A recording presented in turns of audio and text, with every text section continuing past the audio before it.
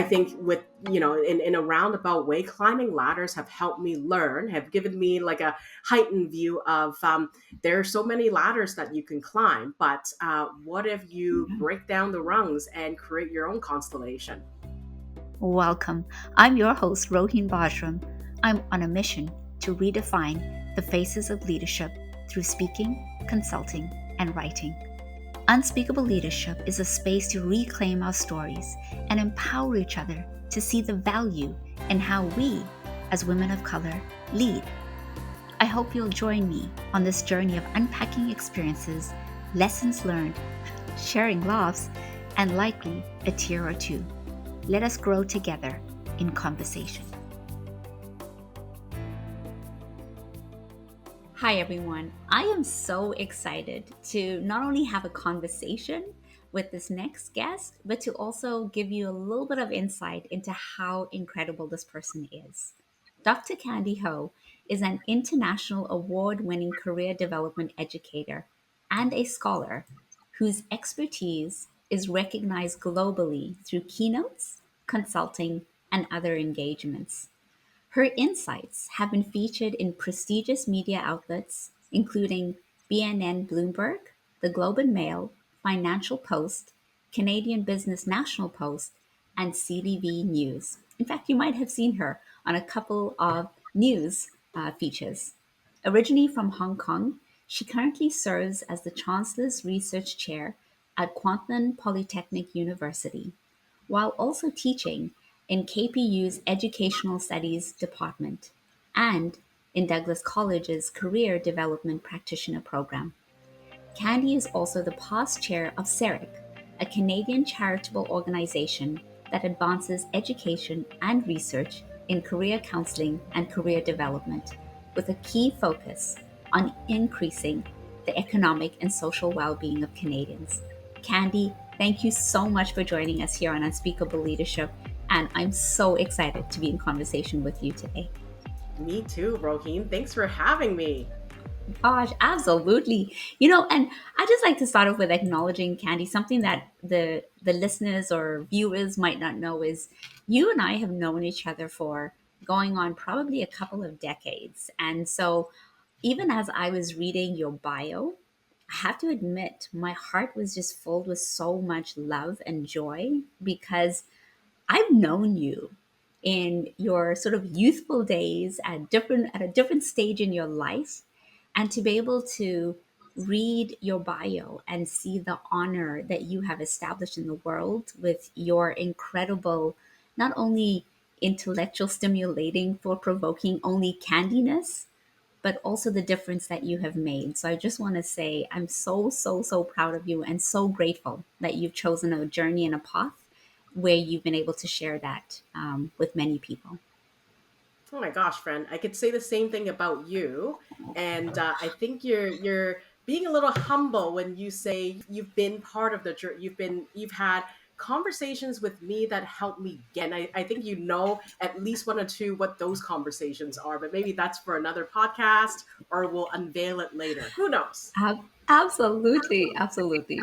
Oh, Candy, thank you. Thank you so much. I would love, I know a little bit about your leadership journey, but I would love others to get to know, who you are today. And so my first question to you is can you share with us a little bit about your leadership journey and what has led you to being Dr. Candy Ho? So it's been a really long journey, I have to say. But in the beginning, I was very well supported, and leaders in my life in the very beginning of my journey have role model what it means to be an amazing leader. So being Mhm. kind, being compassion, being values driven, especially in the times of adversity or when you have to make very, very difficult decisions. I've been able to observe mentors, especially female mentors in my life, who's done all of that for me. For me, I've realized, there is a way to get things done, and there is a way to be thoughtful about how you get things done, and treat people with kindness, because ultimately, leadership is about bringing people along, creating a shared and inspired vision together, and what we can each contribute to the piece of the full jigsaw puzzle, and then working at it together and doing it again, and bringing, people that will find your mission to be compelling, and bringing them on board and doing it together. I think that's what it is to me. And I think one of my leadership strategy is always think how I can be a learner at the same time, because I'm a believer that nobody holds all the information and nobody holds the expertise. And when I approach it from a learner standpoint, there's always things to learn, such as, being an educator in the classroom, for instance.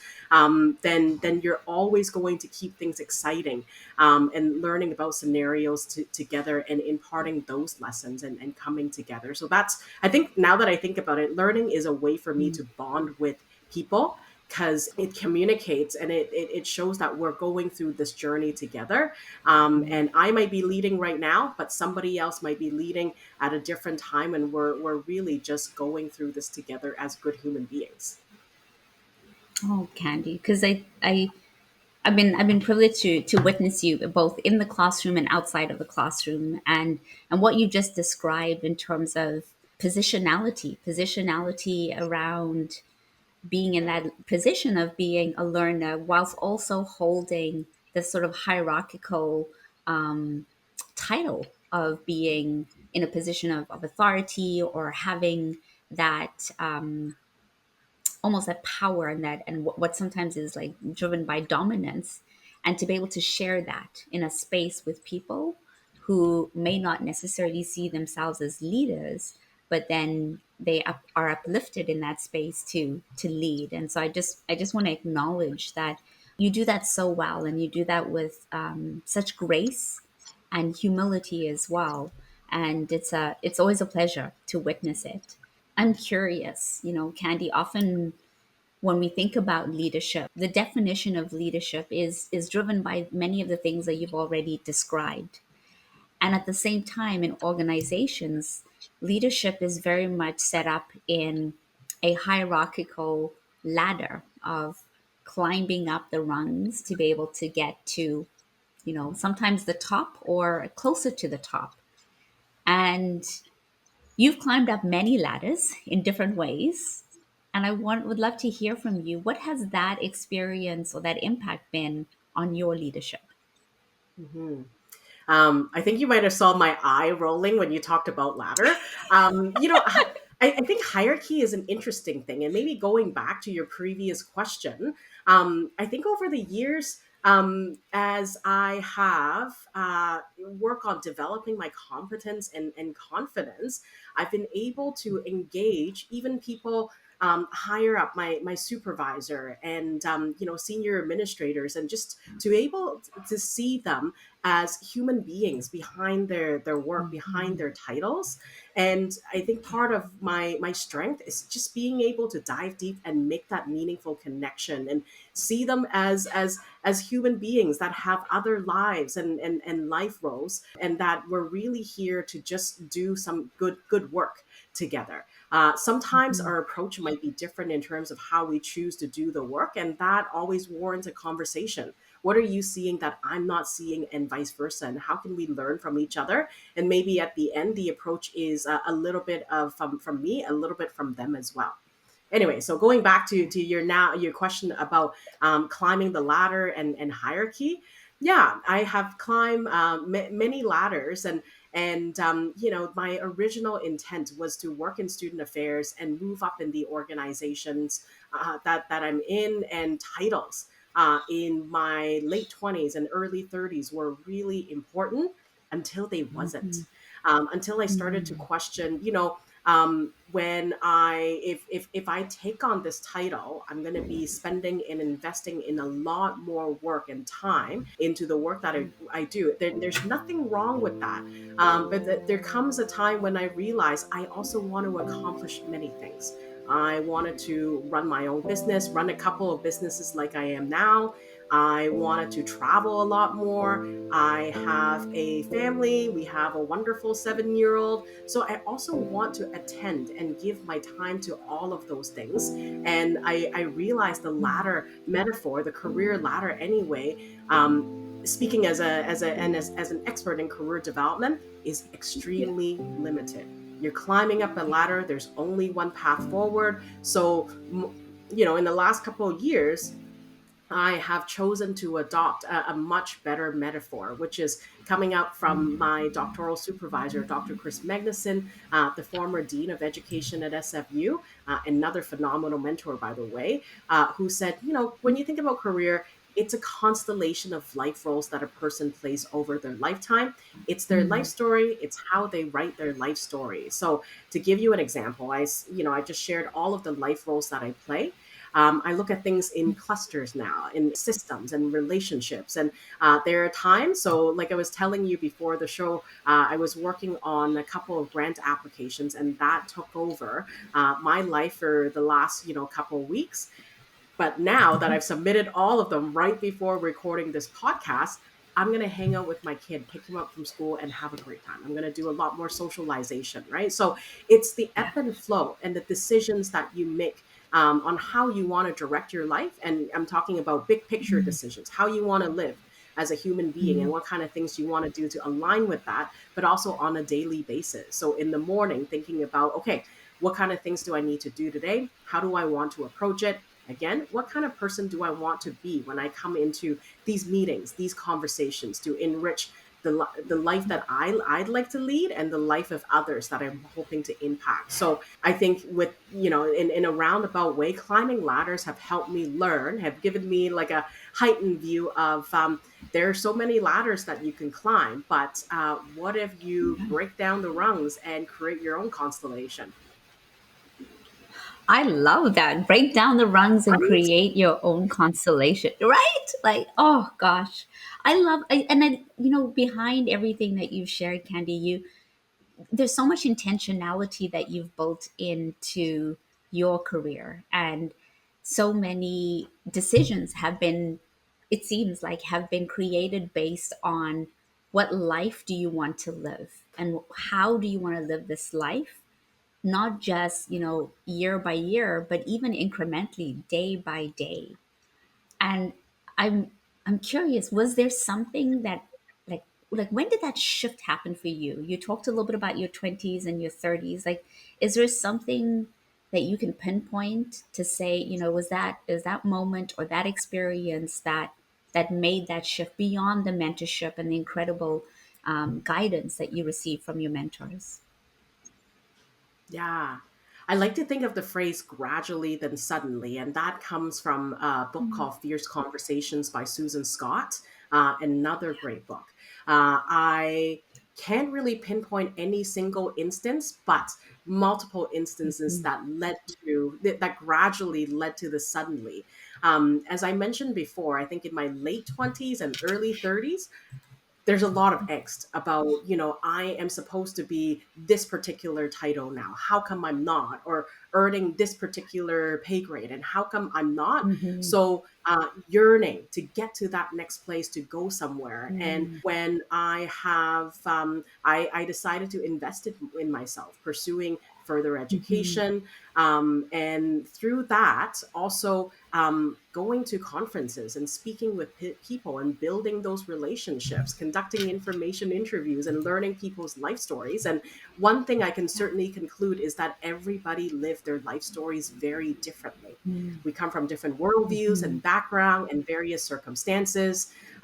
We have different priorities. We have different trauma. We have different experiences that enable us to take different paths. So there's no one straight answer or formula Mhm. on how to get to where you want to go.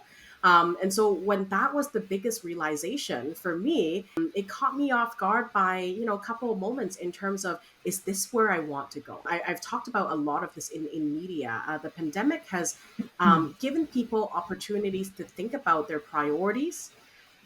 Are the things that they prioritize, that they spend the most time on, still worthwhile? And for many of, when we spend Yeah. one third of our lives at work, many people, clients that come into my private practice and students, they wonder if it is what they want to do. So a lot of existential questioning.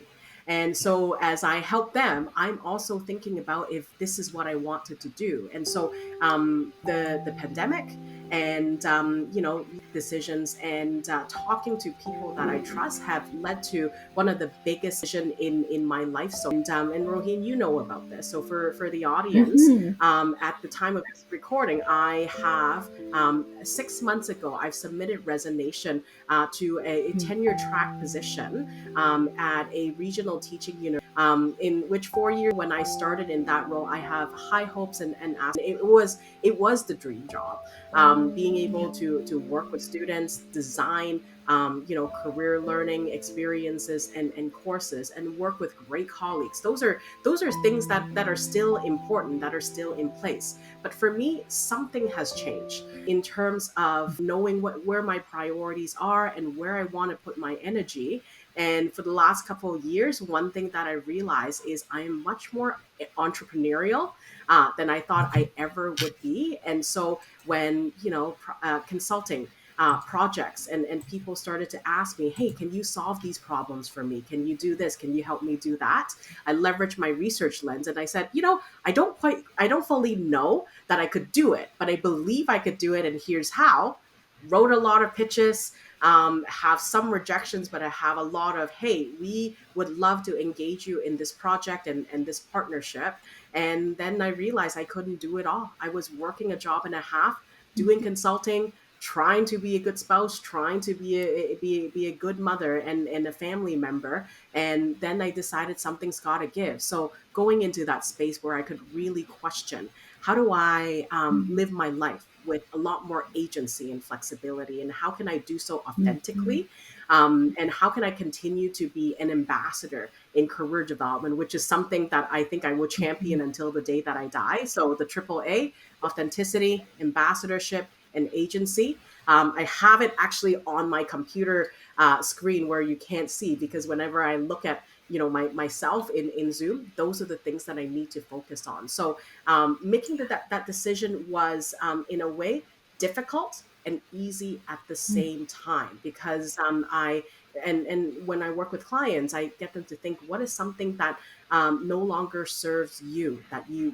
need to let go of or say goodbye to and show gratitude for. So at the time of this recording, those are all the feelings I'm feeling right now. Candy, I just want to say a huge congratulations. I know on some level, and I also know, yes, sending you so much love, so much love. I know on some level that that was not only a big decision, it was also a decision that came with a lot of emotions and a lot of reminders and reflections. And so I really want to honor you for making this bold step and for making a choice that truly not only serves you and your powerful essence, but also serves where you want to go. Because all too often, and I think this is coming up in our conversation, and I think many people are reflecting on this now, like you said, given the pandemic, that shift and that turning point in our lives has sometimes requires us to question the path that we've been going down for a long time and to change our mind. And that can sometimes leave us with second guessing and doubting whether or not we made the right decision. I want to say thank you. Thank you for emulating what it's like to take off the rungs off the ladder and recreate an entire ladder for yourself so that you are leading in a way that serves you and honors you. And I'm so excited. I'm truly excited for you and where you're taking your leadership and your career and your journey. Hi, I just had to jump in and share with you, in case you didn't know, I love speaking. So if you're looking for a speaker at your next event, or if you know an organization who is, let's talk. You've shared a little bit about what this has meant for your life in terms of fullness, being able to take your little one and play. I'm wondering if you can give us more insights into How has this sort of weight of a decision and also the changes, how has this impacted your life once you've broken the cycle of I don't have to climb up the ladder anymore, at least traditionally? Yeah. Um, it's a really freeing uh, sentiment. And it's not to say that if you're listening to this, if you feel very strongly that you should be climbing the ladder, and that's appropriate for you. Absolutely. That's awesome. Yeah. I think we all have to make our own individual decisions. And for me, I thought it was a good decision. I made that decision then and there. Things also changed. There were so many exciting things that were coming my way, and it got to a point where I couldn't ignore the opportunities that were coming, and realizing that something has got to give. And I really big lesson was going back to the constellation of and the life roles that we all play. One of the roles that I am so proud of, that I've that one I climbed the ladder, and I'll tell you why. So it is my involvement with Yeah. CEREC, a not-for-profit organization that advances career development in Canada. I did climb the ladder because I started as a graduate student in the program. So I got a scholarship uh, granted by CEREC to present a poster at their conference, and they gave me a scholarship on top of free registration to attend the conference, and I loved it. I think I have what people call like the squirrel syndrome when it comes to work. If you look at my Mhm. CV, I don't stay very long in roles, maybe a year, maybe a couple of years, and it's not because I'm bad at my job. I'm very good at my Mhm. job. My bosses will tell you that. It's that when the learning is done, when I've learned all I could, when I've given all I could in my roles, I have a tendency to move on because I want to learn something else. And so with Mhm. CEREC, I found that organization is phenomenal at giving those opportunities. So I was a grad student, and then I served on one of their advisory committees, chair one of their advisory committees, to ultimately being the board chair, and then the past board chair of the organization. So there's always something new to do. And maybe for those of you that are employers out there leading organizations, it's thinking about how to tap into people's motivation to keep them engaged and inspired. For me, when I've done something for too long, and I don't feel as challenged as I would like, my gut tells me, okay, it's time to move on. What's the next thing that you want to do, that you want to dive into? So let's pave the bridge to get there. And the last thing that I'll share is post pandemic, I have the privilege to travel again, to deliver a lot of keynotes, and to engage with people from around the world. Every single keynote, presentation, conference, side conversations, meals that we share, those are all learning experiences as well. And I am thankful to Sarah being able to give me a platform, starting as a graduate student, to talk about the importance of career development. I am on media a lot because of the CEREC team that's doing some phenomenal work, in which I get to promote as an ambassador. And then through that, being able to travel around the world, demonstrating, sharing my expertise and what I know from my academic research to the good work that's being done in CEREC, and being able to amplify all of those amazing things that I encounter all the time. Oh, Candy. I'm like sitting here. I'm trying to sit down on my chair, but really what I want to do is like jump up and down and go, yes, but I'm truly afraid that the camera might not be able to keep up the pace with me. But what I want to say and acknowledge is that you are an embodiment of living out not only your values, but also living out the thought leadership around career development that you share with the world. And thank you for emulating that for us, because all too often as women of color, we can hear messages of abundance, we can hear new narratives of how to create leadership journeys or career trajectories that are different from the norm. And what can be sometimes missing is having those who role model and are able to showcase. the possibilities, and that is you showing us what is possible and sharing with us in many ways a lot of tips and guidance on how to create a life that is um, different from what is traditionally sought. So I'll perhaps end our time here with a couple of last questions. The one that I often like to ask guests is, we have a range of listeners. We have women of color and racialized women who are starting their leadership journey, and in other cases, who are well into their leadership journey. And so, when you think of the topic that we've just discussed around climbing the ladder or not, what advice would you give to anyone who's listening? I think, as cliche as it is, don't be afraid to be yourself.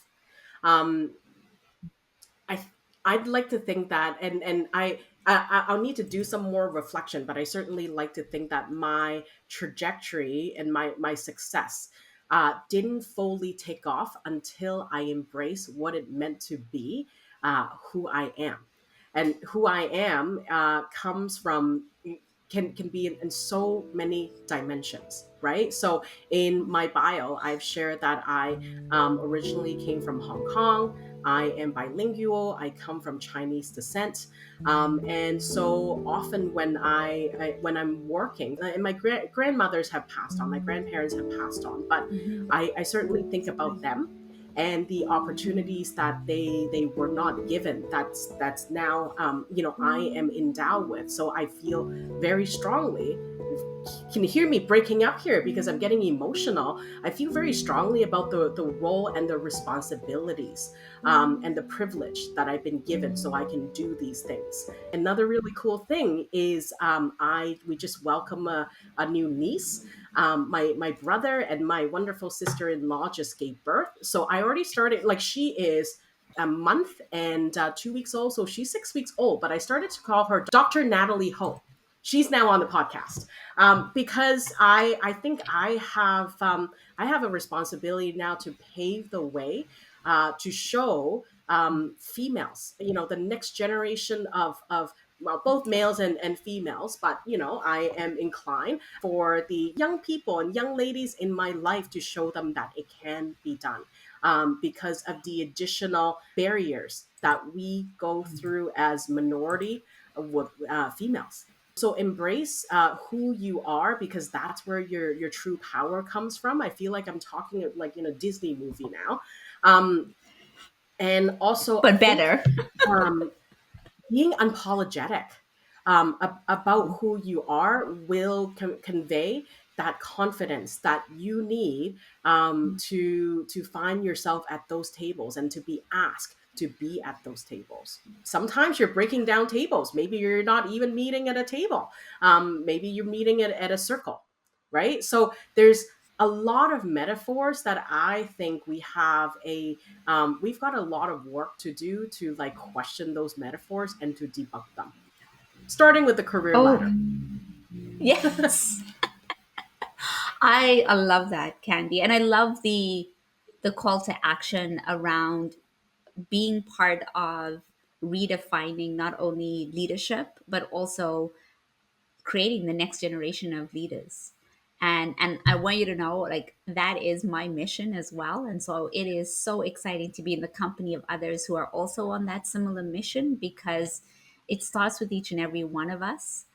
And when we do our work and we are able to debunk some of those myths and those barriers and those limitations, we in turn are modeling that for the next generation. So thank you. Thank you for our time. And before we end, I've been asking each guest a different and slightly different question, one that allows us to end our time on a lighter note. And so I'd love to ask you two last questions. And that is, the first one is, what's one hilarious movie that you secretly love?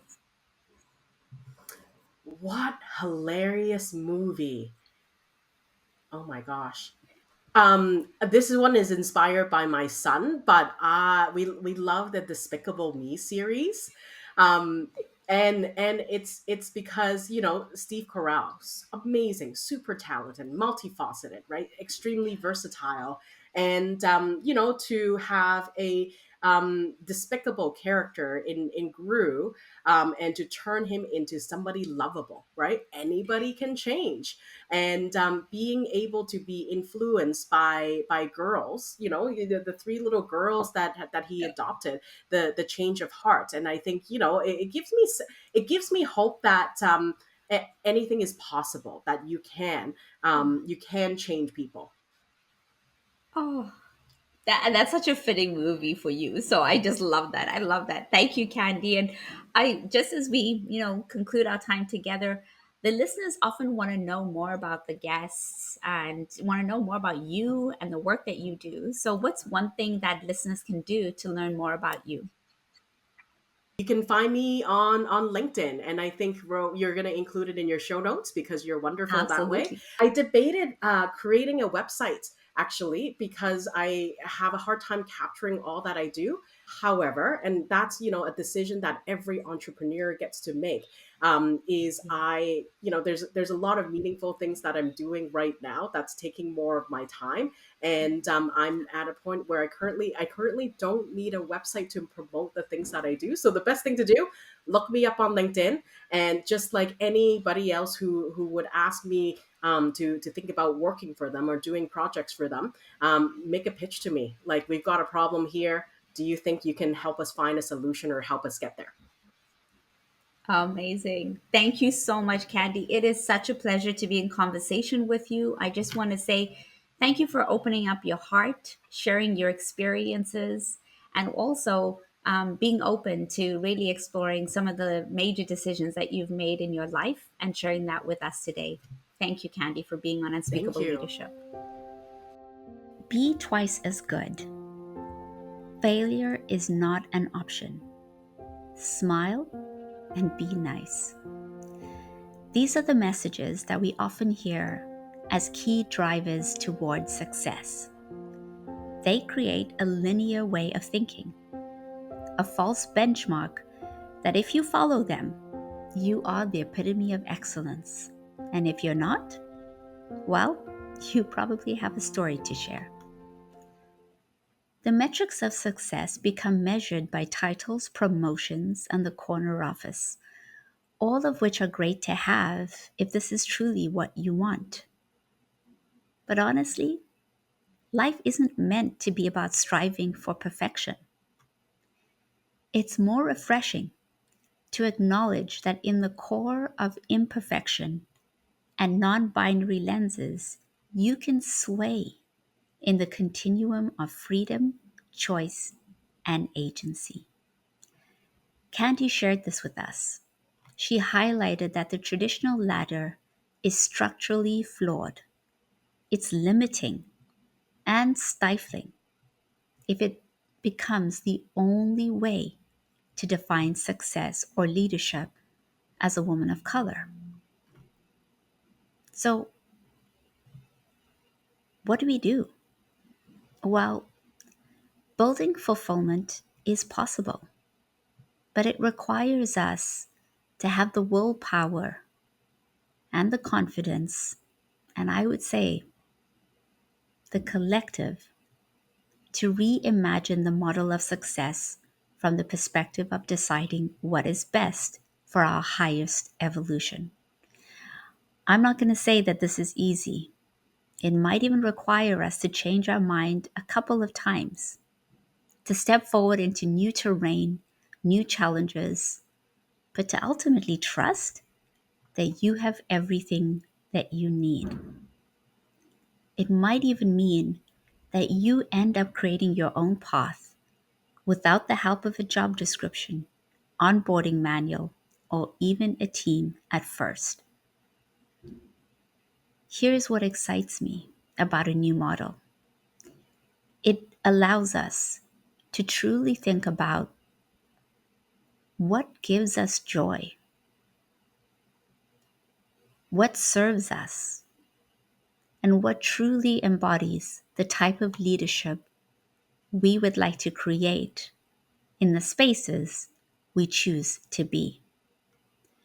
Remember, breaking cycles requires celebrating breaking new ground, even if that new ground is within ourselves. Because when we do that, we reject the pressure to conform to a predefined mold and rather to embrace the life and the leadership that truly invigorates us. And my sister, that to me is the epitome of excellence. There is an African proverb that says, when the music changes, so does the dance. What is one step you can take today to bring you closer to what you really want? The world needs more of you being just you. As always, take care of yourself and see you soon.